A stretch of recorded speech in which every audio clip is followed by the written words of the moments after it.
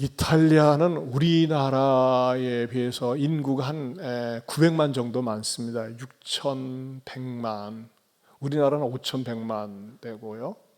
근데요, 이탈리아는 어제 확진자가 9,000명이 됐습니다. 정부 당국에서 어떻게 할 도리가 없대요. 굉장히 절망적입니다. 그 나라는 기도할 게 많아요. 우상이 많아요. 그런데 우리나라는 지금 이렇게 아주 그냥 뚝 떨어졌는데, 이를 위해서도 여러분들이 계속 방역 준수를 잘 지켜주시고, 집사님 약간 떨어져 앉아주세요. 부분 거 아는데 약간 떨어져서 이렇게 남이 보기에도 살짝 떨어져서 우리가 이렇게 항상 남이 와서 이렇게 체크를 해요. 해도 참 우리 교회는 잘 지키고 있구나, 이런 것을 우리가 모범적으로 보여줄 필요성이 있습니다. 그러는 당신은 왜 마스크 안 합니까? 여기가 굉장히 떨어졌기 때문에 2m 한 10m 되는 것 같아가지고, 그쵸, 그 정도 되고 그렇게 큰 영향이 되지 않을 것 같아서 이 마스크를 쓰면 또 말이 잘 안 됩니다. 그 점은 충분히 방역이 되고 있으니까 양해해 주시고, 여러분들이 정말 기도 많이 해주시고 마스크 꼭 착용하고 사회적 거리도 지키시면서 다녀주시기를 바랍니다. 주의 전을 찾은 여러분들을 하나님께서 코로나로부터 꼭 지켜주시길 바랍니다. 이 인사하기 위해서 서론이 약간 길었습니다. 옆에 분들하고 하나님께서 코로나부터 꼭 지켜주시기 바랍니다. 아이고, 오래간만에 1단계가 되니까 오래간만에 나온 분들 여러 분 봅니다. 제가 누군지 저는 알고 있지만은 아무튼 감사드리고 계속해서 예배에, 주일 예배에 불을 붙일 수 있기 바랍니다. 우리 민수기 14장 28절 10월달 성과함성 암송해 볼까요? 시작. 그들에게 이르기를 여호와의 말씀에 내 삶을 두고 맹세하노라. 너희 말이 내 귀에 들린 대로 내가 너희에게 행하리니. 민수기 14장 28절 말씀 다시 한번요. 그들에게 이르기를 여호와의 말씀에 내 삶을 두고 맹세하노라. 너희 말이 내 귀에 들린 대로 내가 너희에게 행하리니. 민수기 14장 28절 말씀. 여러분, 어렵고 힘든 때일수록 감사의 말, 긍정의 말, 축복의 말을 하세요. 좋을 때 좋은 말하는 거 누가 어렵습니까? 그런데 어렵고 힘들 때일수록 감사와 긍정의 말, 축복의 말을 할 때 그 말이 씨앗이 되어서 반드시 복을 맺게 되리라 믿습니다. 지금 사도행전 강해를 계속하고 있습니다. 사울은요, 사도 중에서 아주 유일무이하게 박해자에서 핍박자에서 사명자로 전도자로 바뀌는 과정에서 그가 극적인 회심을 하고 얼마든지 자기 노선을 세울 수가 있습니다. 교파가 많이 있는 것처럼 말이죠. 바울 교파 딱 해서 그런 거 나름대로 예수님을 전할 수 있어요. 그러나 사울은 그렇게 하지 않고 어떻게 합니까?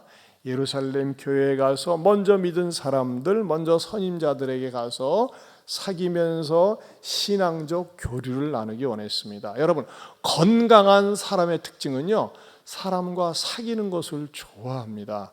마음이 병든 사람은 사귀는 것을 불편하게 생각하고 항상 독방에 혼자 있기를 원해요. 참 그거는 기도 제목이기도 합니다.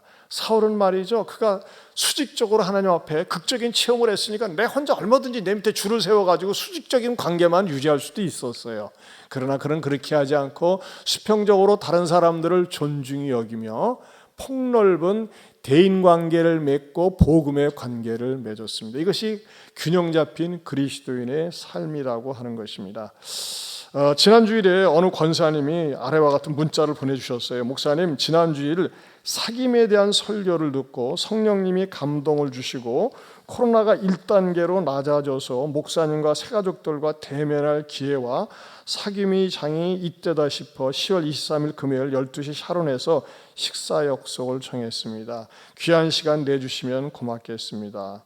왜냐하면 이 권사님이요, 지난 상방 올해 들어 한 7분 정도 전도를 하셨어요. 근데 새가족 모임을 시작을 못하니까는 막 새가족들이 우리 새가족 성경 공부 언제 막 목말라 하는 거예요. 그런데 한 번도 이렇게 교제가 없으니까 어떻게든지 자리를 마련하려고 기회를 보던 중에 1단계로 딱 떨어지니까는 이번 주에 새가족 모임을 갖고 목사님하고 이렇게 아름다운 교제 시간을 가졌으면 좋겠다, 이런 마음이 있었는데 지난주 말씀을 들으면서 사귐, 새롭게 사귀어야지 하면서 순종하기로 했다는 것 아니겠습니까? 이런 반응을 볼 때 목사는 한 번씩 보람을 느낍니다. 여러분들이 새가족 모임이나 어떤 모임을 만들어 놓고 목사 오라고 하면 항상 갈 수 있습니다. 밥값 제가 낼 수 있습니다. 그러니까는 자리만 마련해 놓으시면은 가겠습니다. 오늘은 사도행전 강의 147번째가 되겠습니다. 제목이 뭘까요? 다리 놓는 인생. 여러분, 인생 가운데서 다리를 놓는 거예요. 연결해 주는 거예요. 제가 말이죠, 지난 겨울 가족여행 때 여수를 갔었는데 여수 참 아름답더라고요. 여수가 섬들이 주변에 많이 있어요. 그래서 어느 목사님이 백동정 목사님이 소개해 주셔가지고 이렇게 쭉 차를 타고 가는데 다리마다 뭐가 있냐면은 어떤 예술적인 감각이 있고 육지와 섬을 연결하고 그러는데 지금 다리를 지나면서 참 너무 좋더라고요. 바다도 보고 육지도 보고 또 이렇게 건너가서는 뭐를 하느냐, 저기 뭡니까, 섬을 걷기도 하고 참 행복하고 좋은 시간이었습니다. 여러분, 다리라는 게 이렇게 좋은 것 같아요. 옛날에 어느 가수가 말이죠, 바다가 너무나 멀리 떨어져 있으니까 이런 노래를 불렀다고 하지 않습니까? 바다가 육지라면 배 떠난 부두에서 울고 있지 않을 것을. 아마 바다가 육지가 아니었다면 울지 않을 것이라고 하는 그 그리움을 묘사한 것 같아요. 그런데 뭐 굳이 바다가 육지가 될 수 없죠. 그런데 다리를 놓게 되면은 건너갈 수 있고 만날 수 있다는 것입니다. 저는 이런 깨달음을 성령님께서 주시더군요. 여러분, 인간관계도 서로 맺을 수 없는 사이인데 다리를 누가 놔주는 거예요. 그래서 그 다리를 놓음으로 인해서 쌍방간에 만나고 교제하고 아름다운 관계를 유지하는 거, 이게 얼마나 인생을 아름답게 만듭니까? 그런데 말이죠, 중간에서 다리를 놓아주는 사람이 있어야 돼요. 그 사람이 누구였어요? 바로 바나바였습니다. 어디에 나옵니까? 27절에 보면요, 바나바가 데리고 사도들에게 가서 누구를요? 사울을 데리고 갔다 그랬어요. 그래서 다리를 놓아줬어요. 바나바는요, 아무렇게 보아도 바나바야. 거꾸로 읽어도 바나바, 바르게 보아도 바나바, 위에서 봐도 바나바. 항상 바라보고 싶은 사람이 바나바예요. 자, 이 바나바가 말이죠, 어떻게 다리를 놓았는가? 무엇보다도 관계의 다리를 놓았습니다. 이 관계의 다리 굉장히 중요한 거거든요. 우리가 말이죠, 일을 하다가도 가정에서도 그렇지 않습니까? 관계가 힘들어서 그만두고 싶고 관계가 힘들어서 떠나고 싶은 것 아니겠습니까? 이 관계가 굉장히 중요합니다. 자, 이 바나바는 어떤 관계를 마련했을까요? 첫째는요, 중재자의 역할을 했습니다. 중재자의 역할, 일종의 피스메이커의 역할을 했습니다. 자, 사울은 어떤 사람이었어요? 과격한 박해자였습니다. 그런데 그가 어느 날 개종했다고 해가지고 말이죠, 당장 교회 안에 들어와서 예루살렘 교회에서 받아들이고 교제를 나눈다는 것이 굉장히 불편했던 거예요. 아니, 지가 언제는 말이지 막 목에 핏대 세우고 예수 믿는 사람들 쥐잡듯이 잡들이 하려고 하다가 뭐 회심했다고 그래가지고 우리를 껴안고 뭐 같이 사귀자고 그래 하면서 말이지, 이런 마음이 받아들여지지를 않았습니다. 사실 우리가 그래요. 한때 나를 굉장히 힘들게 했어, 나를 아프게 했어, 고통을 줬어. 근데 자기가 딱 마음 고쳐먹고 새로워졌다 하면서 말이죠, 선뜻 악수하면서 교제하자고 할 때 이게 사람의 마음이 쉽게 마음에 열 수가 없다는 것입니다. 이게 우리 인간의 연약한 본성 아니겠습니까? 그런데 그 자리에서 말이죠, 예루살렘 교인들의 입장에 서기도 하고 사울의 입장, 특별히 사울의 입장에 서서 사울의 허물을 덮어줘야지, 옛날에 모르고 그랬던 거 아니겠어요? 연약해서 그랬던 거 아니겠어요? 하면서 말이죠, 그의 허물을 덮어주면서 이게 중재자로서 다리를 놓았어요. 여러분, 우리가 사람을 사귀려고 하면요, 허물을 덮어줘야 됩니다. 그래서 성경에서도 강조하고 있는 게 뭡니까? 잠언 17장 9절 말씀 같이 보겠습니다. 허물을 덮어주는 자는 사랑을 구하는 자요, 그것을 거듭 말하는 자는 친한 벗을 이간하는 자니라. 여러분, 우리가 모임에서 만날 때 누구 막 허물을 얘기하려고 할 때 그만합시다. 난 남 허물 이렇게 막 들춰내는 거 싫어요. 그냥 사양하세요. 거기 그래? 무슨 일이야? 언제 그랬던 거야? 막 묻지고 따지면요 신나가지고 허물을 막 떠올려. 그러면요 뭐가 됩니까? 그 당사자가 그 자리에 없어도 언젠간 그 사람 귀에 들어가게 되어 있습니다. 그럼 원수가 되는 거예요. 여러분 우리 그리스도인들은 누가 허물을 얘기할 때 우리 허물 덮어줍시다. 사람 다 연약한 거 아니겠습니까? 하면서 말이죠 덮어줘야 됩니다. 왜? 우리 예수님이 그렇게 하셨기 때문에 그렇습니다.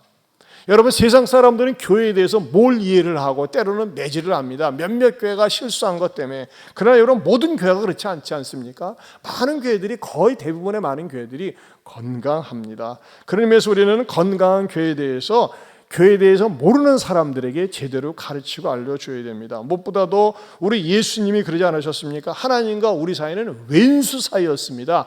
우리 인간이 하나님께 갈 수가 없고 하나님이 인간에게 다가올 수가 없었습니다. 그런데 예수님께서 십자가에서 죽으심으로 말미암아 다리를 놓으시고 길을 닦으셨어요. 그리고 부활을 통해서 하나님께 당당히 나아갈 수 있는 도로가 닦여졌던 것입니다. 그래서 우리가 예수님의 십자가와 부활을 믿으면 하나님께 당당히 나아갈 수 있는 자격이 주어진다는 것입니다. 예수를 잘 믿는 사람은요 불편한 관계 속에 들어가서 다리를 잘 놓습니다. 피스메이커의 역할을 합니다. 트러블 메이커가 아닙니다. 문제를 일으키는 사람이 아니라 좋은 다리를 놓습니다. 좋은 다리를 놓는 중재자의 다리를 놓는 가정에서도 또 일터에서도 우리의 사람 만나는 속에서도 내가 들어가면 다리를 잘 놓아주는 저와 여러분들이 될 수 있기를 축원합니다. 두 번째로는요 포용할 줄 아는 사람이었다는 것입니다. 포용할 줄 아는 사람. 여러분 포용이라는 국어사전 뜻이 무엇입니까? 남을 아량 있고 너그럽게 감싸 받아준다는 것입니다. 아량 있고 너그럽게 감싸 받아주는 거예요.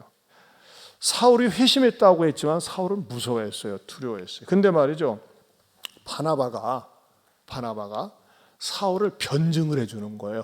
변호하면서 사울 입장에서 변증을 해주는데 진짜 감동스럽습니다. 뭐냐면요 사실 사울이 다메섹에 갈 때 당시에 그 자리에 바나바가 없었어요. 그땐 핍박자였기 때문에 바나바가 그 자리에 없었어요.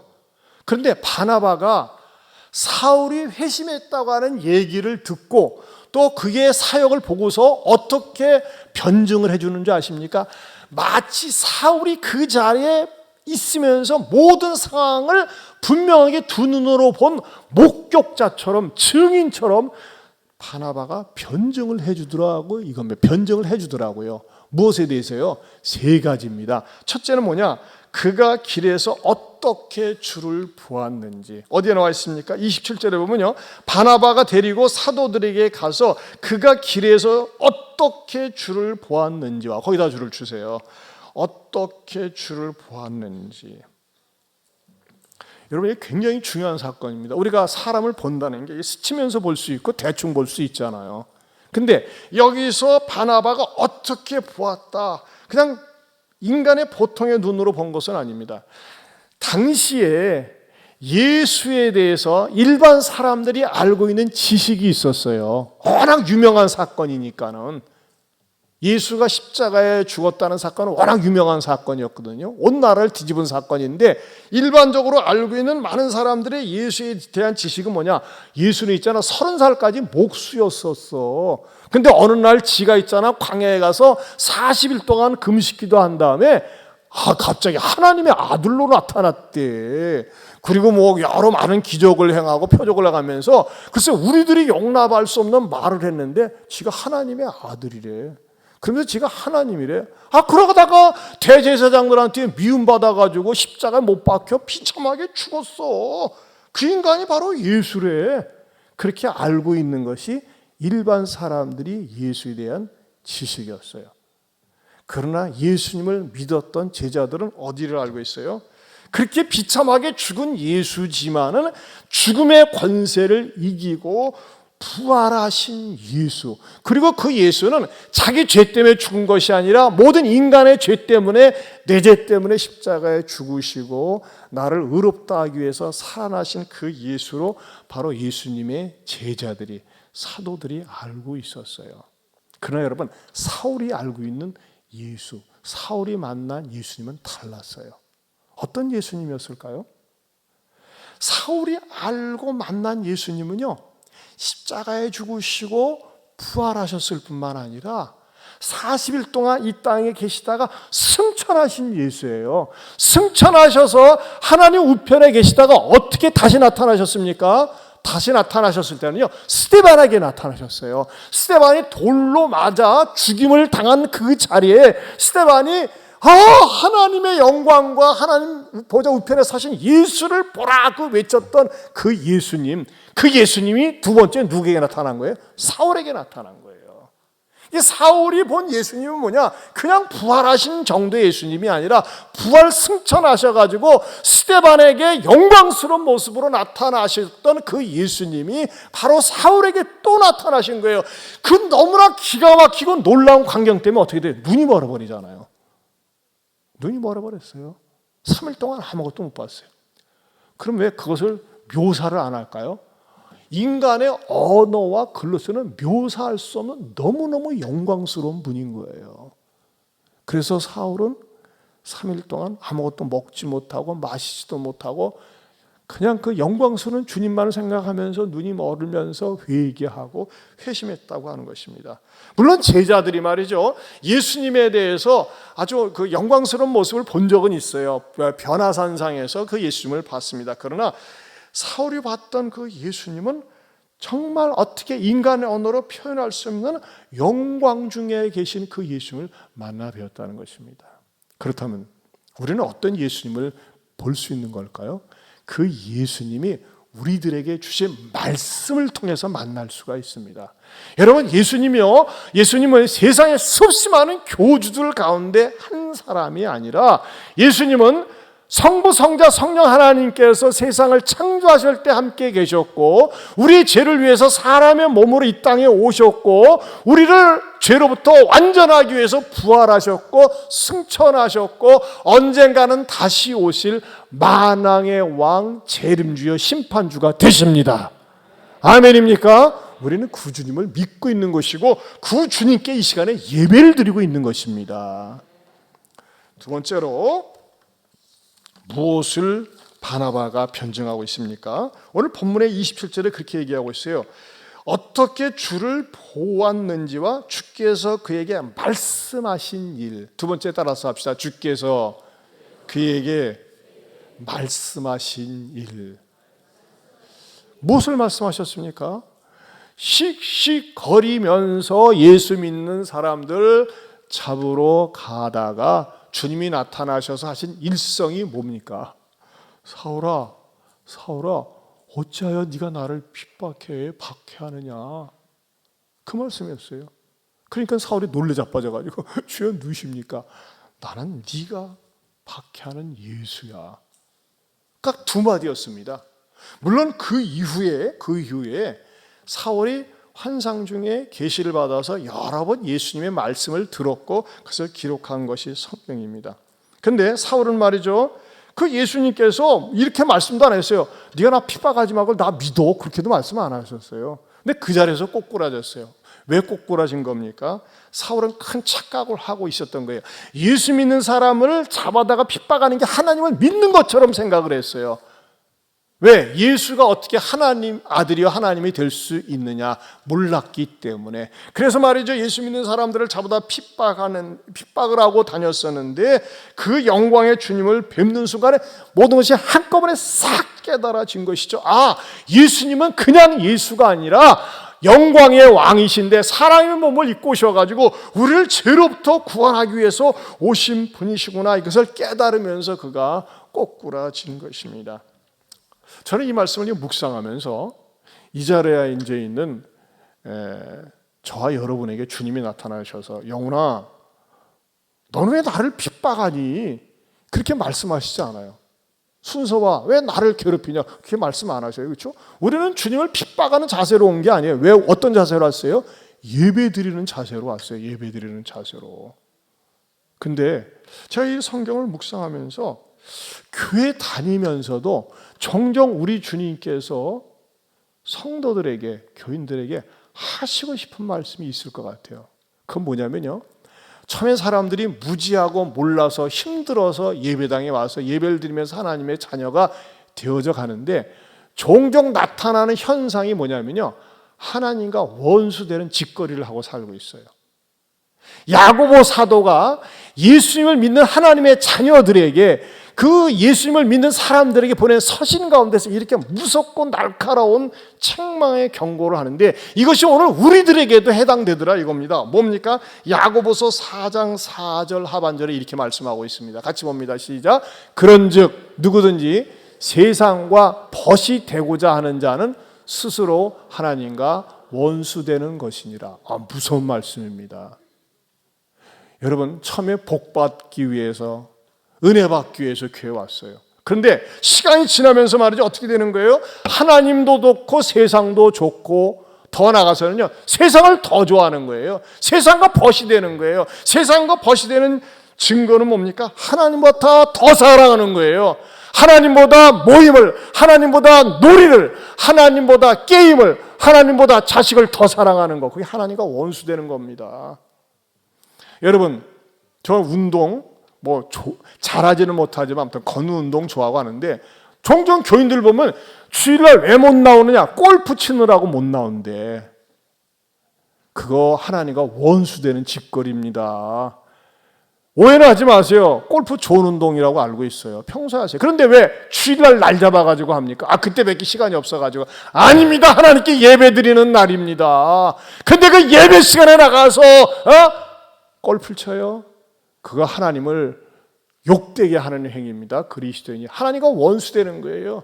하나님보다 더 사랑하고 하나님보다 더 좋아하는 것이 있고, 하나님보다 물질을 더 좋아하고 세상을 좋아하고 자식을 더 좋아하는 것 때문에, 또는 사업을 더 좋아하기 때문에 예배를 소홀히 여기고 우습게 여기면서 어쩌다 한 번씩 나가는 거, 그게 바로 하나님과 원수되게 하는 스스로 짓는 죄라는 것입니다. 사랑하는 성도 여러분, 온라인에서 듣고 있는 여러분, 심각하게 생각하셔야 됩니다. 나라에서 방역을 명령하는 거 해야 합니다. 그러나 예배 드리는 거, 이건 그리스도인의 올바른 자세입니다. 왜 그렇게 겁을 먹고 왜 그렇게 쩔쩔매면서 편리주의에 서 가지고서 계속해서 예배를 소홀히 여깁니까? 하나님 기뻐하시지 않습니다. 믿음이 떨어지는 징조가 됩니다. 여러분, 내 마음속에 하나님 앞에 나와서 예배드리는 감격이 없다면요, 하나님의 자녀로서 의심을 해야 됩니다. 하나님의 자녀는요, 항상 마음속에 하나님을 높이고 싶고 찬양하고 싶고 예배드리고 싶은 열망이, 그 유전자가 있습니다. 그 사람이 저와 여러분들이 될 수 있기를 주님의 이름으로 축원합니다. 혹시 성령님께서 너는 어찌하여 세상과 벗이 되어서 나와 원수가 되어져 가느냐, 이 책망을 듣는 저와 여러분들이 되지 마시기를 축원합니다. 세 번째로는요, 다메섹에서 그가 어떻게 예수의 이름으로 담대히 말하였는지를 전하니라. 오늘 본문에 나와 있죠. 27절 하반절에 보면은 다메섹에서 그가 어떻게 예수의 이름으로 담대히 말하였는지. 여러분, 다메섹에 왜 갔어요? 예수 믿는 사람 잡아 죽이려고 갔어요. 핍박하러.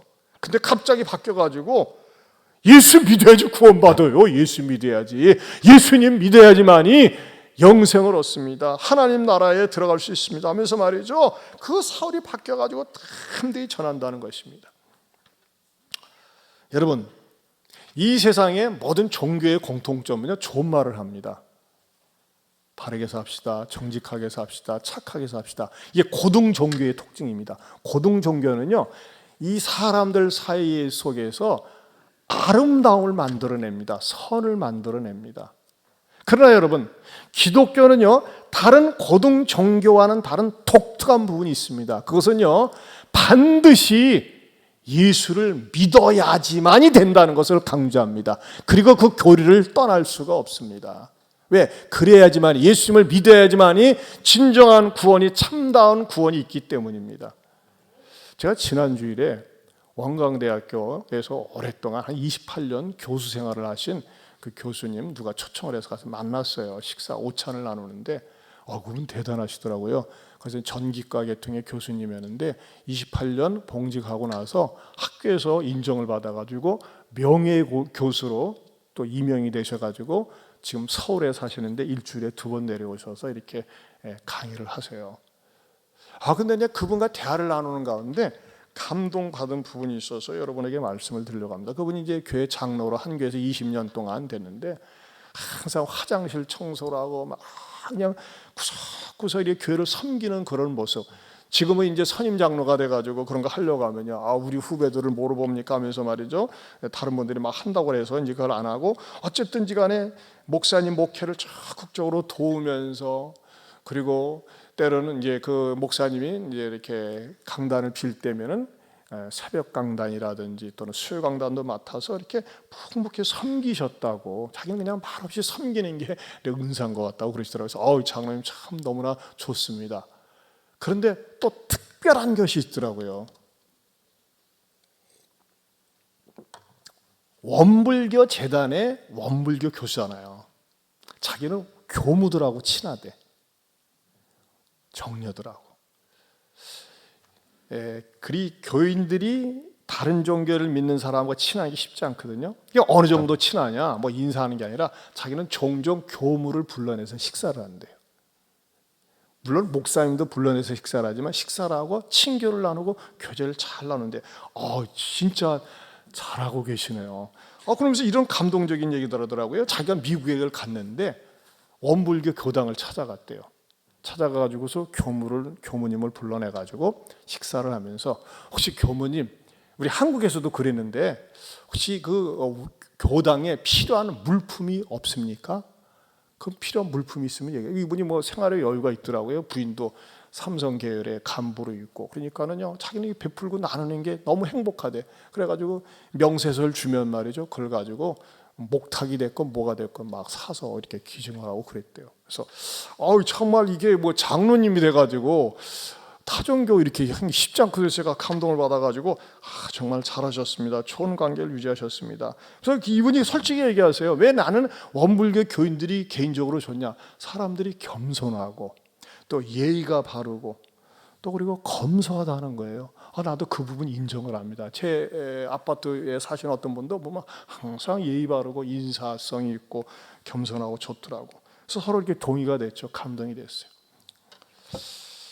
그러면서 제가 한 가지 간증을, 그분의 얘기를 들으면서 이 이야기를 하지 않으면 견딜 수가 없더라고요. 장로님, 그분들하고 참 오랫동안 교제를 나눴는데, 장로님은 내가 왜 예수님을 믿는지, 또 그분들에게 예수님을 전해본 적이 있습니까? 그랬더니 이분이 안색이 바뀌면서 그런 적 없다고. 왜 안 전하셨습니까? 나는 남의 종교의 그 사생활에 프라이버시를 침해하고 싶지 않대요. 그것이 예의가 아니겠냐고 그래요. 그래서 제가 한마디 더 날카롭게 지적을 했습니다. 저는 이 부분을 여러분들은 본받아야 된다고 생각이 됩니다. 장로님, 만약에 그분이 복음을 듣지 못하고 지옥불에 떨어졌을 때, 나는 장로님을 만날 기회가 많이 있었는데 한 번도 왜 예수를 믿어야 되는지, 예수님밖에 구원이 없다는 진리에 대해서 들어본 적이 없습니다라고 얘기한다면 장로님은 어떻게 하시겠습니까? 책임 추궁당하십니다. 장로님이 그렇게 아름답고 좋은 관계 유지하는 것은 대찬성입니다. 하지만 기회가 주어지고 시간이 주어졌을 때 반드시 내가 왜 예수님을 믿어야 되는지, 그리고 당신도 왜 예수님이 필요한지 전해야 합니다. 그러면서 제가 그렇게 인용을 했습니다. 일본은 선교사들의 무덤이라고 합니다. 선진국인 일본에 선교사들이 3,000명이 가 있는데 거의 열매가 없습니다. 왜 그럴까요? 일본 사람들이 프라이버시를 굉장히 존중히 여깁니다. 절대 남의 일 간섭하지 않습니다. 근데 예수 믿으라고 하면 종교를 갖다가 간섭하는 것 같으니까 교회를 시작하면서도 문화로부터 시작합니다. 영어 배우고 요리 배우고 뭐 하고 그런 거 하는 거예요. 근데요, 그럼 문화적인 측면에서만 하다 보니까는 이 피 묻은 뜨거운 예수 복음을 갖다가 전할 기회를 갖다가 자꾸 놓치는 거예요. 그래 여러분, 한국에 복음이 들어올 때는요, 그런 거 저런 거 없었어요. 참 선교사님들도 어눌한 말솜씨로 예수 믿으세요, 예수 믿어야 천국 갑니다. 우리는 그런 선교사들을 만났어요. 그리고 우리나라의 믿음의 선배들은 무슨 일이 있어도 예수 천당 지옥 불신을 외쳤습니다. 이 피 묻은 복음이 한국에 흐르고 있습니다. 여러분 전 세계 여행 다녀보세요. 많이 다녀본 분들 아시죠? 동남아시아, 캄보디아나 베트남, 태국 가보면요, 눈에 띄는 데마다 대만한테 큰 불상이 있지만 대한민국은 복을 받을 수밖에 없는 거가 가는 곳마다 교회가 있습니다. 제가 그러면서 말씀드렸어요. 장로님, 초대교회는 어떤 일이 있었는 줄 아십니까? 사도행전 5장 42절에 이런 말씀이 있습니다. 그들이 날마다 성전에 있든지 집에 있든지 예수는 그리스도라고 가르치기와 전도하기를 그치지 아니하니라. 여러분, 성전에 있든지 예배당에 있는 사람 다 예배드리러 온 거예요. 근데 이 가운데 불신자가 있는 거예요. 이 가운데 지옥 갈 사람이 있는 거예요. 왜? 교양인으로, 종교인으로 교회를 다니는 거예요. 믿음으로 다니는 게 아니라. 여러분, 참 죄송한 얘기지만 여러분 가운데서도 예수님을 구세주로 믿지 않으면 지옥 갑니다. 교양인으로 다니면 안 됩니다. 예수님만이 내 인생의 진정한 구세주요 하나님이 되십니다. 영광을 받으실 분입니다. 내가 입술로 고백하고 마음으로 시인할 때 그 사람은 진정한 구원받은 하나님의 자녀가 되는 것입니다. 이런 사람들의 마음속엔 예배자의 마음이 있는 거예요. 예배를 드리지 않으면 견딜 수가 없어요. 제가 그 장로님한테 그렇게 얘기했더니 장로님이 굉장히 힘들으셨겠죠. 한 번도 전한 적이 없다니까는. 그래서 제가 헤어진 다음에 일단 제가 문자를 보냈어요. 오늘 초청해 주셔서 귀한 오찬 베풀어 주신 거 감사합니다. 그랬더니 목사님 오늘 굉장히 도전이 되었고 다음에는 그렇게 나도 예수님 전하도록 하겠다고 우린 회신 문자가 왔어요. 여러분들이 지금 이 자리에서 이 정도 사는 거 내가 정말 잘나고 똑똑해서 그렇습니까? 저는요, 오주환이를 볼 때도요, 내 인생에서 예수님이 빠져있고 내 인생에서 예수님이 없더라면 저는 인간 쓰레기가 되고 인간 말종이 되고 진정 이 세상 사람이 되지 못했을 것입니다. 그러나 예수님을 내가 믿고 예수님을 전하면서 아무리 생각하기도 예수님 때문에 내가 영생을 얻었고 하나님의 자녀가 되었고 예수님을 전하지 않으면 견딜 수가 없는 거예요. 저만 그렇습니까? 저는요, 제가 참 유감스러운 분이 한 분 있습니다. 김영석 교수입니다. 연세대학교 철학과 교수. 그분이 올해 101살이더라고요. 그분은 어디 가서든지 인기가 많습니다. 그리고 그분이 강연하는 거나 책을 보면요, 항상 마음을 부드럽게 하고 감동을 줍니다. 그러나 저는 유감스러운 게 있습니다. 그분에겐 십자가와 부활이 없어요. 그분이 쓴 책 가운데서 십자가 얘기는 그냥 우리들이 흔히 얘기하는 고난, 그런 거지. 십자가, 왜 십자가입니까? 인간의 죄를 위하여, 내 죄를 위하여, 내가 해결할 수 없는 그 죄를 위해서 예수님이 대신 죽은 겁니다. 그리고 나를 의롭게 하기 위해서 부활하신 겁니다. 저는 이런 생각이 들어요. 아쉬워요. 누가 욕할지 모르지만 저는 내가 신앙적인 입장에서 얘기하고 싶은 거예요. 전하고 싶은 거예요. 적어도 그 정도 되면요, 대한민국의 최고 교수요, 명예, 지위, 건강 수 다 누리는 거 아닙니까? 101살이지만 곧 가실 때 됐어요. 그러면 말이죠, 적어도 자기 입에서 나의 나된 것은 하나님의 은혜고, 여러분 예수님 믿어야 됩니다. 예수님 믿지 않으면 심판받고 지옥 갑니다. 왜 이 한마디를 못하냐 이거예요. 법정 스님 하는 얘기나 법륜 스님 하는 얘기나 유명인들 하는 얘기, 고상하고 유익하고 아름다운 얘기, 에세이와 같은 얘기 다 할 수 있어요. 그러나 여러분, 듣든지 듣지 않든지 십자가의 도가 멸망하는 자들에게는 미련한 것이지만 구원 얻는 우리에게 하나님의 능력이 되기 때문에 이 십자가에 피 묻은 복음을 전하고 외치고 자랑하고 찬양해야 할 줄로 믿습니다.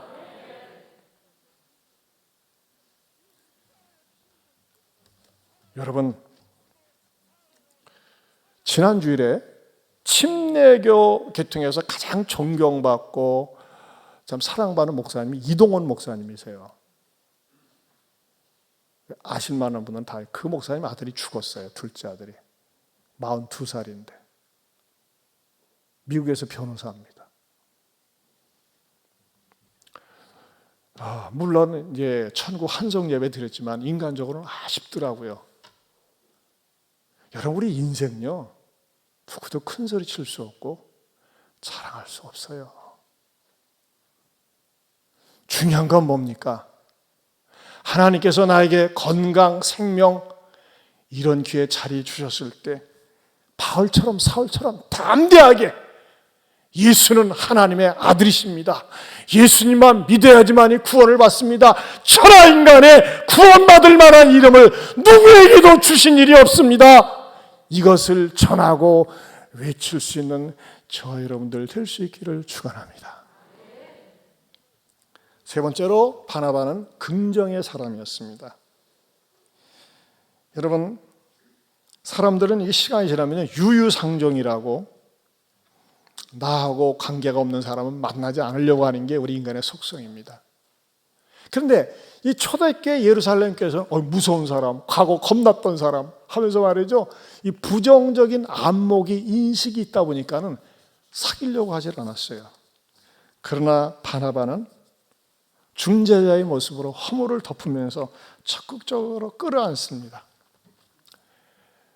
초대교회는요, 제자들이 예수님이 하신 말씀 가운데 가장 실천하기 어려운 말씀이 뭡니까? 내 원수를 사랑하라. 서로는 원수가 아니에요. 이미 회심을 했는데도 불구하고 가까이 하기가 어려웠어요. 그런데 거기에 누가 다리를 놓았어요? 바나바가. 어떤 마음으로?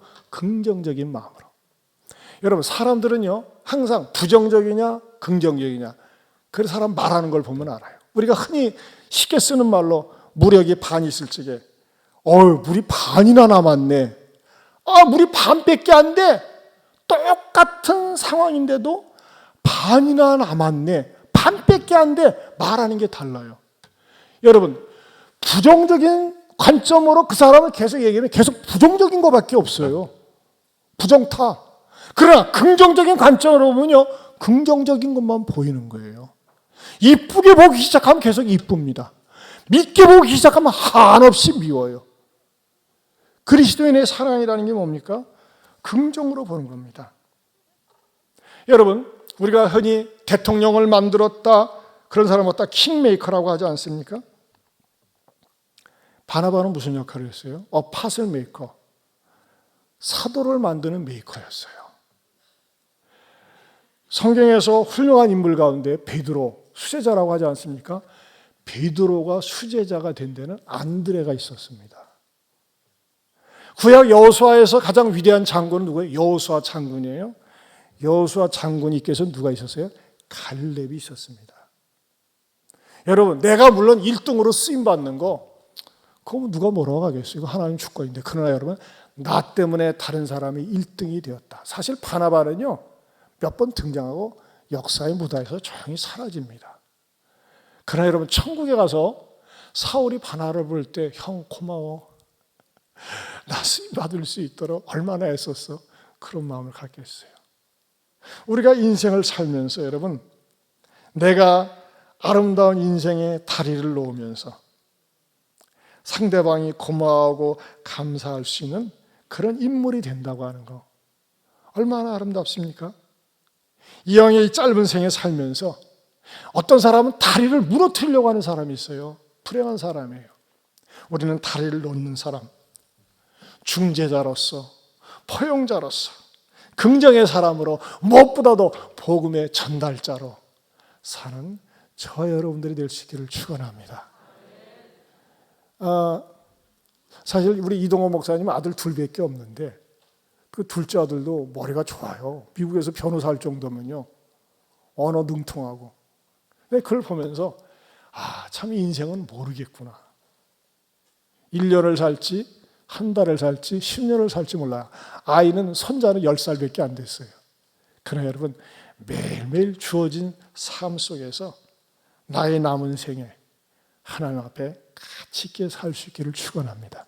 우리 이 찬양 같이 부를까요? 나의 남은 생에는.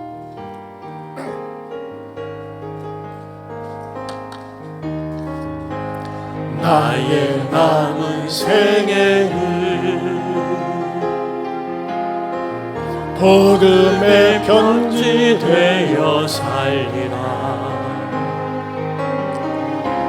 나의 남은 생애를 섬김의 양유 되어 살리라. 나의 남은 생애를 주님의 기쁨 되어 살리라. 나의 남은 생애를 사랑의 샘물 되어 살리라. 1년을 살지 한 달을 살지 모를 나의 남은 생애 주님이 주신 사랑 주님이 주신 은혜 빛을 갚으며 살리라. 나의 남은 생애를 은혜의 통로 되어 살리라. 나의 남은 생애를 축복의 통로 되어 살리라. 나의 남은 생애를 복 있는 사람으로 살리라. 나의 남은 생애를 축복의 영혼으로 살리라. 나의 남은 생애를 맡은 일 충성하며 살리라. 나의 남은 생애를 행복한 전도자로 살리라. 1년을 살지 한 달을 살지 모를 나의 남은 생애 전사에 감사하며 쉼없이 기도하며 주님 뜻대로 살리라. 나의 남은 생애를 정직한 예배자로 살리라. 나의 남은 생애를 하늘에 속한 자로 1년을 살지 한 달을 살지 모를 1년을 살지 한 달을 살지 모를 나의 남은 생애 범사에 감사하며 쉼없이 기도하며 주님 뜻대로 살리라. 나의 남은 생애를 정직한 예배자로 살리라. 나의 남은 생애를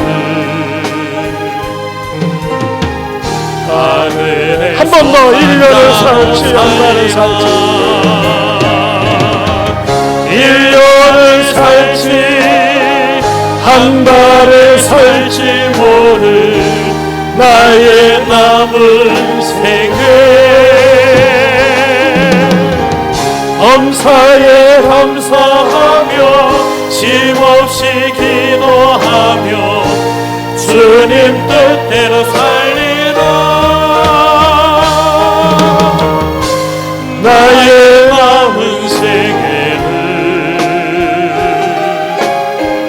정직한 예배자로 살리라.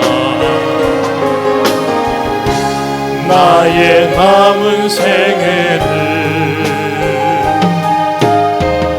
하늘의 속한 자로 살리라. 우리 시간에 주신 말씀 붙들고 기도하기 원합니다. 여러분, 다리 놓는 인생 얼마나 값진 인생입니까? 우리는 이런 사람을 필요로 합니다. 가정에서도 다리를 놓고, 직장에서도, 내가 만남 속에서도 다리 놓는 인생 되십시다. 하나님, 제가 다리 놓는 인생 되겠습니다. 피스메이커의 삶을 살겠습니다. 포용하며 살고 긍정의 사람으로 살고, 복음을 때가 되면 또는 때를 얻지 못해도 필요하면 꼭 복음을 전하는 복음의 전도자로 살겠습니다. 우리 주신 말씀 붙들고 주여 한번, 두 손 들고 주여 한번 보러 기도합니다. 주여, 하나님 아버지 감사합니다.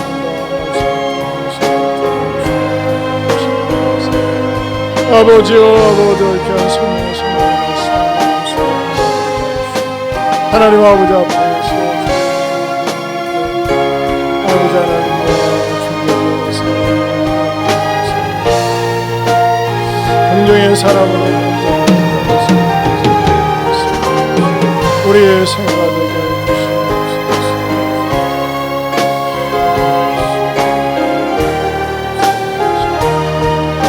성령 하나님께서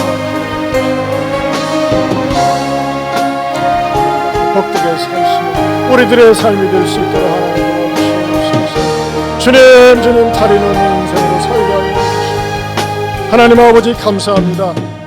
바나바 얼마나 고마운 사람인지요. 우리들도 우리 주변에서 나를 생각할 때 고마운 사람으로 존재하게 하여 주시옵소서.